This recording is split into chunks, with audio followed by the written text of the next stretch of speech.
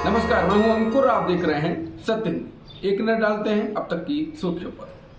Canada की सांसद house of Commons में पहले तो एक पूर्व नाजी सैनिक को सम्मान दिया गया, बाद में स्पीकर ने सांसदों की इस हरकत पर माफी मांगी। दरअसल 24 सितंबर को स्पीकर एंथनी रोटा ने संसद में 98 साल के यारोस्लाव हुंका को वॉर हीरो बताया। इसके बाद मौजूदा सांसदों ने हुंका को 2 बार स्टैंडिंग ओवेशन दिया। इस दौरान कनाडा के प्रधानमंत्री जस्टिन ट्रूडो भी संसद में मौजूद थे। बता दें, इसी दौरान यूक्रेन के राष्ट्रपति जेलेंस्की ने कनाडाई संसद को संबोधित किया और लगातार समर्थन देने के लिए कनाडा को धन्यवाद दिया। वहीं विपक्ष ने पूर्व नाजी सैनिक को सम्मानित करने के मामले पर ट्रूडो से माफी मांगने की मांग की है। विपक्ष ने कहा है, ये जस्टिन ट्रूडो के जजमेंट में भयानक गड़बड़ी का मामला है। उनके अपने ऑफिस के लोग मेहमानों और इस तरह की यात्राओं के अरेंजमेंट के लिए जिम्मेदार होते हैं। हाउस ऑफ कॉमन्स में बुलाने और सम्मानित करने से पहले किसी भी सांसद को इस शख्स के अतीत के बारे में जानकारी नहीं थी। ट्रूडो को व्यक्तिगत रूप से माफी मांगनी चाहिए और हर बार की तरह दूसरों पर दोष मढ़ने से बचना चाहिए। दरअसल नाजियों ने सेकेंड वर्ल्ड वॉर के दौरान 11 लाख से ज्यादा लोगों को मौत के घाट उतार दिया था। इसमें ज्यादातर यहूदी थे। वहीं कनाडा में जो हुआ उसको लेकर इजराइल की ओर से कहा गया है कि कनाडा में जो हुआ वो शर्मनाक है। इससे कनाडा और यूक्रेन दोनों को शर्मिंदा होना चाहिए। मध्य प्रदेश चुनाव में बीजेपी सब कुछ झोंकने को तैयार दिख रही है।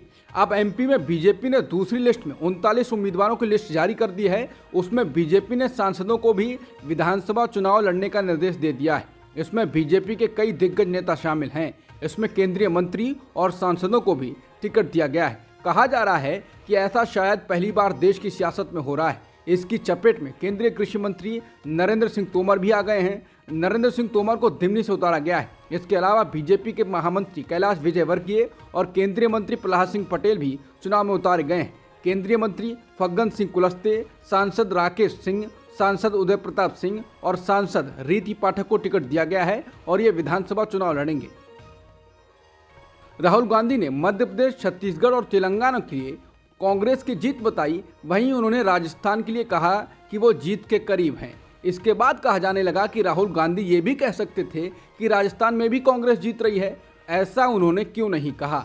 ये सवाल उठ ही रहा था कि अब मुख्यमंत्री अशोक गहलोत ने कहा है कि कांग्रेस नेता राहुल गांधी ने हमें जीतने की चुनौती दी है, जो हम स्वीकार करते हैं। मुख्यमंत्री अशोक गहलोत ने सोमवार को जोधपुर एयरपोर्ट पर मीडिया से बात करते हुए कहा है कि जीत जाएंगे, लेकिन हम उनकी भावना और कमेंट को चुनौती के रूप में स्वीकार करते हैं। उन्होंने हमें चुनौती दे दी है। हमारे सभी कार्यकर्ता और नेता मिलकर चुनाव लड़ेंगे तो हम चुनाव जीतेंगे। हमारे कार्यकर्ताओं में दमखम है। राजस्थान में जो आगाज मल्लिकार्जुन खड़गे, राहुल जी और प्रियंका जी ने किया है, उसके बाद हम सब मिलकर यह बताएंगे कि हम छत्तीसगढ़ और मध्य प्रदेश से पीछे नहीं रहेंगे। जनता का हम पर विश्वास है। हम एमपी और छत्तीसगढ़ से आगे निकलेंगे। गहलोत के बयान आने से कहा जा रहा है कि राहुल गांधी ने प्रदेश के नेताओं को सबक सिखाने के लिए यही कहा था। कुल मिलाकर राहुल गांधी ने अच्छा खेल खेल दिया है। राजस्थान में आज पीएम मोदी ने जयपुर में मेगा इवेंट किया। इसमें पीएम मोदी, केंद्रीय नेताओं समेत प्रदेश बीजेपी के बड़े नेताओं ने शिरकत की। शाम 4 बजे पीएम जनसभा स्थल पर पहुंचे। इस दौरान पीएम मोदी ने सभा स्थल में खुली जीप में एंट्री ली और इस दौरान उनके साथ बीजेपी प्रदेश अध्यक्ष सीपी जोशी थे। हालांकि इस जीप में पूर्व सीएम वसुंधरा राजे को जगह नहीं मिल पाई। इसके अलावा एनबीटी के अनुसार जयपुर में हुए बीजेपी की जनसभा में प्रदेश के कई बड़े नेताओं का संबोधन हुआ। इस दौरान वसुंधरा राजे समर्थकों को भी ये उम्मीद थी कि वसुंधरा राजे भी प्रदेश की जनता को संबोधित करेंगी, लेकिन पीएम मोदी के आने के बाद सीपी जोशी और राजसमंद सांसद दिया कुमारी ने उनका मंच से स्वागत किया। इसके बाद सीधे पीएम मोदी को मंच से संबोधित करने के लिए आमंत्रित कर लिया गया। पीएम मोदी के आने से पहले प्रदेश अध्यक्ष सीपी जोशी, राज्यवर्धन सिंह राठौड़, गजेंद्र सिंह शेखावत और सांसद किरोड़ी लाल मीणा सहित कई नेताओं ने मंच से अपनी बात रखी। बता दें, इससे पहले अजमेर में हुई पीएम मोदी की सभा में वसुंधरा राजे ने अपनी बात नहीं रखी थी। इन सभी के बीच सोमवार को जयपुर की सभा में जो समीकरण दिखे, उससे ये सवाल बार बार उठ रहा है कि क्या पार्टी ने वसुंधरा राजे को साइडलाइन कर दिया है। दरअसल आज जयपुर के दादिया गांव में हुए बीजेपी के कार्यक्रम में पीएम मोदी के आगमन से पहले तमाम नेता मौजूद थे। इस दौरान वसुंधरा की अनुपस्थिति वसुंधरा समर्थकों को खल रही थी। जयपुर की दादिया पंचायत में सभा के दौरान पीएम मोदी ने कहा कि मैं साफ देख रहा हूं कि अब राजस्थान में परिवर्तन होकर रहेगा। साफ संकेत है कि राजस्थान का मौसम बदल चुका है। गहलोत सरकार को घेरते हुए उन्होंने लाल डायरी से लेकर कन्हैयालाल हत्याकांड के मामले पर जमकर हमला बोला। पीएम मोदी ने कहा कि जहां लाल डायरी में काला करतूते हों, हर कोई कट और कमीशन में व्यस्त हो, वहां कौन पैसा लगाना चाहेगा और कौन पूंजी निवेश करेगा। प्रधानमंत्री मोदी आज मध्य प्रदेश गए, लेकिन बीजेपी के वरिष्ठ नेता और पूर्व मुख्यमंत्री उमा भारती की मांग पर मौन रहे। दरअसल उमा भारती का कहना है कि वो महिला आरक्षण बिल में ओबीसी महिलाओं का हक दिलवाकर ही रहेंगी और उन्होंने पीएम मोदी से मध्य प्रदेश आने से पहले उम्मीद भी जताई थी कि वो कुछ बोलेंगे, लेकिन उन्होंने कुछ नहीं कहा। इसके बाद उमा भारती ने ट्वीट कर बहुत सहजता से कहा कि 1996 में जब महिला आरक्षण पहली बार प्रस्तुत हुआ तो उसमें ओबीसी, एससी, एसटी के न होने पर मैंने सदन में खड़े होकर आपत्ति दर्ज की थी। तब कांग्रेस और भाजपा और वामपंथी बिना किसी संशोधन के इस आरक्षण को पारित कराने के लिए एक मत थे। उन्होंने कहा कि महिला आरक्षण के सदन में रखे गए हमारी सरकार के प्रस्ताव पर अब कांग्रेस ने अचानक ओबीसी आरक्षण की बात कही है, उनके मन में खोट होगी। लेकिन जब मैंने 27 साल पहले ये बात सदन में कहकर बिल रुकवा दिया था, तब से लेकर आज तक मैं अपने स्टैंड पर कायम रही। उन्होंने कहा कि राम मंदिर, तिरंगा, गंगा, गरीब का हित, इसमें मेरा स्टैंड जब से मुझे होश आया है तब से एक ही जैसा है कि उनके साथ अन्याय नहीं होने देना है। ये मजबूत इरादा एवं संकल्प प्रधानमंत्री जी से सीखा है, मुझे उनका आशीर्वाद चाहिए। बता दें, उमा भारती अब बीजेपी सरकार के महिला आरक्षण बिल के खिलाफ लगातार बोल रही हैं। उन्होंने ये भी कहा कि ओबीसी शेर हैं, भीख नहीं मांगेगा, दहाड़ेगा और हिला देगा और वो ओबीसी की महिलाओं को आरक्षण दिलवाकर ही मानेंगी। एनसीपी अध्यक्ष शरद पवार ने बीते दिनों गुजरात में बिजनेसमैन गौतम अडानी से मुलाकात की। उन्होंने गौतम अडानी के साथ लैक्टोफेरिन प्लांट का उद्घाटन किया। इस पर असम के मुख्यमंत्री हिमंता बिस्वा शर्मा ने कांग्रेस नेता राहुल गांधी पर निशाना साधा है और पूछा है कि वो एनसीपी चीफ शरद पवार की गौतम अडानी के साथ बैठकों पर चुप क्यों हैं। असम के मुख्यमंत्री ने इसे सुविधा की राजनीति बताते हुए कहा, राहुल गांधी के दोस्त शरद पवार को अडानी के घर पर देखा गया था, अब क्या वो शरद पवार के खिलाफ बोलेंगे। उन्होंने कहा, आप राहुल गांधी के दोहरे चरित्र का अंदाजा लगा सकते हैं। आज अगर मैं अडानी के साथ दिख जाता तो वो मुझे खत्म कर देते, लेकिन जब शरद पवार अडानी के साथ नजर आ रहे हैं तो वो कोई टिप्पणी क्यों नहीं कर रहे हैं। उन्होंने कहा कि शरद पवार बार बार अडानी के साथ दिखते हैं तो कांग्रेस शांत कैसी हो जाती है। कांग्रेस सहूलियत और ब्लैकमेलिंग की राजनीति करती है। बिहार के मुख्यमंत्री नीतीश कुमार क्या फिर से एनडीए में जाएंगे, ये सवाल सोमवार की सुबह राजनीतिक हलकों में छाया रहा। सवाल उठने का कारण ये था कि नीतीश कुमार ने सोमवार को पटना में जनसंघ यानी वर्तमान में बीजेपी के संस्थापक पंडित दीनदयाल उपाध्याय की जयंती समारोह में हिस्सा लिया और उन्हें श्रद्धांजलि दी। जैसे ही ये खबर सुबह में सामने आई कि नीतीश कुमार इस कार्यक्रम में जा रहे हैं, तरह तरह के कयास लगाए जाने लगे। इन कयासों को मजबूती तब और भी ज़्यादा मिल गई जब पता चला कि नीतीश कुमार ने इस कार्यक्रम के लिए हरियाणा में विपक्ष के महाजुटान से दूरी बना ली है। चौधरी देवीलाल की जयंती में नीतीश कुमार नहीं गए। यही कारण है कि पंडित दीनदयाल उपाध्याय की जयंती में शामिल होने पर कई तरह के कयास लगाए गए।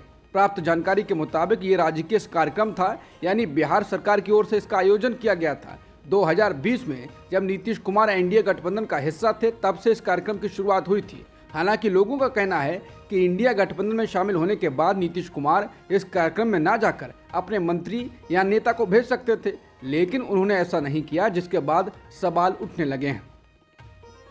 एआईएडीएमके ने एनडीए से संबंध तोड़ लिया है। इसने इसकी आधिकारिक तौर पर घोषणा कर दी है। इस संबंध में पार्टी ने प्रस्ताव पारित कर दिया है। इस खबर पर पार्टी कार्यकर्ताओं ने आतिशबाजी कर जश्न मनाया।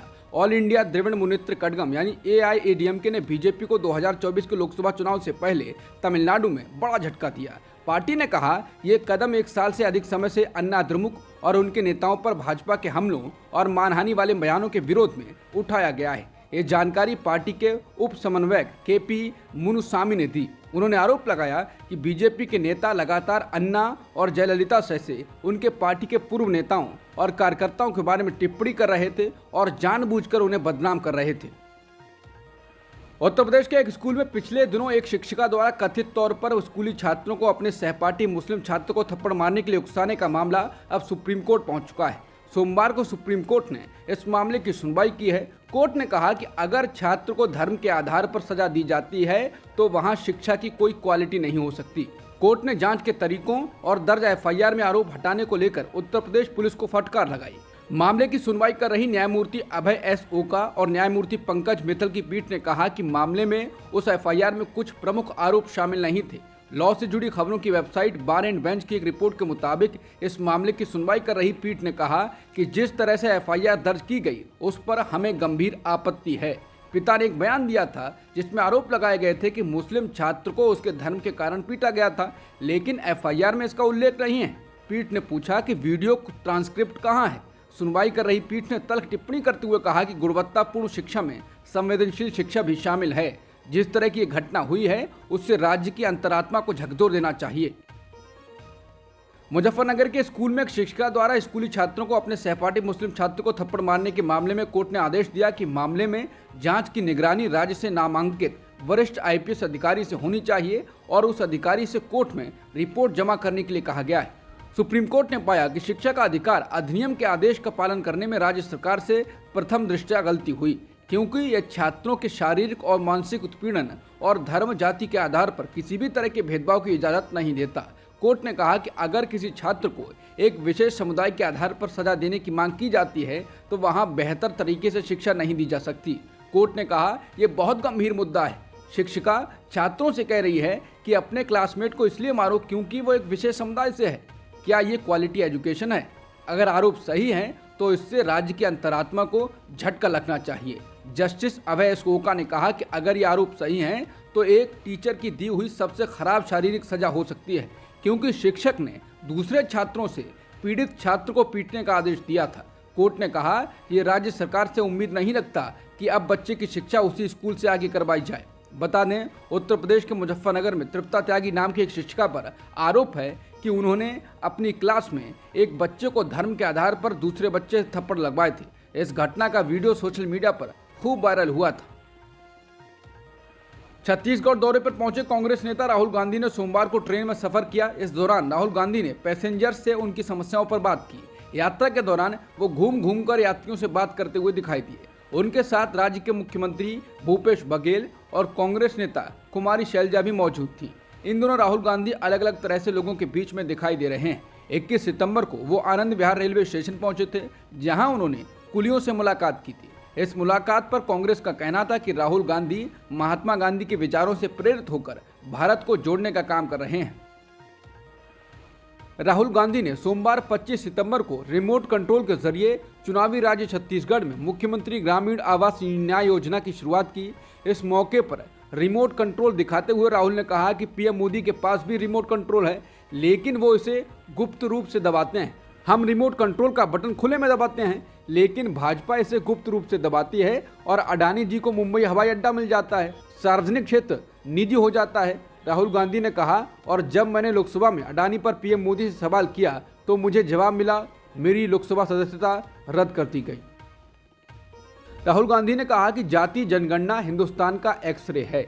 इससे तय होगा कि वहां कितने दलित, ओबीसी, एससी, एसटी हैं, लेकिन सरकार जाति जनगणना से भाग रही है। कांग्रेस सरकार जाति जनगणना कराएगी, ये मेरा वादा है। उन्होंने कहा कि इतनी बड़ी भारत सरकार में सिर्फ 3 ओबीसी अफसर हैं, जबकि भाजपा ओबीसी पर बड़ी बड़ी बातें करती है। भाजपा ओबीसी महिलाओं को महिला आरक्षण विधेयक में हिस्सा नहीं देना चाहती है। राहुल गांधी ने कहा तभी कांग्रेस शासित राज्यों में जनता पहली प्राथमिकता है। हमारी सरकारें अडानी जी द्वारा नहीं चलाई जाती हैं और हमारे सभी रिमोट कंट्रोल जनता को देखने के लिए हैं। जेडीएस को भाजपा के साथ गठबंधन करना भारी पड़ गया है। पहले तो रविवार को ही जेडीएस के कर्नाटक उपाध्यक्ष सैयद सैफुल्ला ने पार्टी से इस्तीफा दे दिया था। अब जेडीएस के बाकी अल्पसंख्यक नेताओं ने पार्टी के गठबंधन के फैसले और अपने आगे के भविष्य पर चर्चा करने के लिए रविवार को बेंगलुरु में एक बैठक की। इस बैठक में शामिल नेताओं ने पार्टी नेतृत्व के एनडीए में शामिल होने के फैसले पर असंतोष जताया। बैठक पार्टी के कार्यकारी अध्यक्ष और पूर्व मंत्री ऐमन नबी की अध्यक्षता में हुई। उन्होंने कहा कि हमने गठबंधन पर अपनी नाखुशी व्यक्त करने के लिए बैठक की है। नबी ने कहा हम फैसले से आहत हैं। उन्होंने द इंडियन एक्सप्रेस से कहा कि केवल अल्पसंख्यक नेता ही नहीं बल्कि धर्मनिरपेक्ष सिद्धांतों का पालन करने वाले सभी नेता इस फैसले से नाखुश हैं। भाजपा एक धर्मनिरपेक्ष पार्टी नहीं है, जिसके कारण कई नेता असमंजस में हैं। बता दें जेडीएस के शिवमोगा जिला अध्यक्ष एम श्रीकांत ने भी शनिवार को इस्तीफा दे दिया। गुरमिटकल से विधायक शारंगगौड़ा कुंदांकर और नेमिराज नायक ने भी गठबंधन पर असंतोष व्यक्त किया है। सूत्रों ने कहा है कि जेडीएस प्रमुख एच डी देवेगौड़ा द्वारा पार्टी नेताओं और कार्यकर्ताओं को फैसले के बारे में समझाने के प्रयासों का इच्छा के अनुरूप प्रभाव नहीं पड़ा है। बीजेपी के साथ गठबंधन करने के बाद जेडीएस नेताओं की बैठक की अध्यक्षता जेडीएस के कार्यकारी अध्यक्ष एनएम नबी ने की। इस वक्त पार्टी प्रवक्ता नूर अहमद, मोहिंद अल्ताफ और नसीर उस्ताद समेत बाकी नेता भी मौजूद रहे। बैठक में नेताओं ने यह तय किया कि पार्टी में बने रहने या इस्तीफा देने पर कोई फैसला लेने से पहले वो सभी पार्टी के अल्पसंख्यक कार्यकर्ताओं से राय लेंगे। इसके लिए कर्नाटक के हर जिलों का दौरा किया जाएगा और वहां अल्पसंख्यक कार्यकर्ताओं से इस पर बात करी जाएगी। इसके बाद कुछ समय बाद एक और बैठक की जाएगी। इसके अलावा कार्यकर्ताओं की राय जानने के बाद ही ये सभी नेता पार्टी छोड़ने या इस्तीफा देने पर फैसला करेंगे।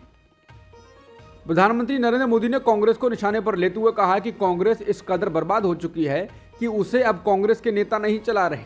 कांग्रेस कंपनी बन गई है। नारों से लेकर नीतियों तक हर चीज आउटसोर्स कर रही है। ठेका भी अर्बन नक्सलियों के हाथों में है। प्रधानमंत्री मोदी सोमवार को भोपाल में मध्य प्रदेश भाजपा कार्यकर्ताओं के महाकुंभ को संबोधित कर रहे थे। मध्य प्रदेश विधानसभा चुनाव के ठीक पहले जम्बूरी मैदान पर आयोजित इस महाकुंभ में मोदी का समूचा भाषण कांग्रेस की आलोचना पर सिमटा रहा। मध्य प्रदेश विधानसभा चुनावों में भाजपा की हालत खस्ता होने संबंधी आकलनों की झलक उनके भाषण में साफ दिखाई दी। मोदी ने कहा, कांग्रेस भरमाने का प्रयास कर रही है, आगे भी करेगी। यदि कांग्रेस सत्ता में आ गई तो मध्य प्रदेश 20वीं शताब्दी में लौट जाएगा। हर तरफ फिर बदहाली छा जाएगी। विकसित मध्य प्रदेश राज्य पुनः बीमारू राज्य हो जाएगा। प्रधानमंत्री का बीते 6 महीनों में मध्य प्रदेश का ये 7वां दौरा था। एशियन गेम्स में भारतीय महिला क्रिकेट टीम ने सोमवार को इतिहास रच दिया। इसने पहली बार गोल्ड मेडल जीता है। हरमनप्रीत कौर की अगुवाई वाली भारतीय महिला क्रिकेट टीम ने फाइनल में श्रीलंका को 19 रन से हराया। भारत अब तक 11 पदक जीत चुका है। रविवार को इसने 5 पदक जीते थे। भारत ने सोमवार को 6 और पदक जोड़े। इस एशियन गेम्स में अब तक कुल मिलाकर 2 स्वर्ण पदक भारत ने जीते हैं, पहला निशानेबाजी में और दूसरा क्रिकेट में। अब तक की सुर्खियों में इतना ही। बाकी खबरों के लिए बने रहिए सत्यहिंदी.com के साथ।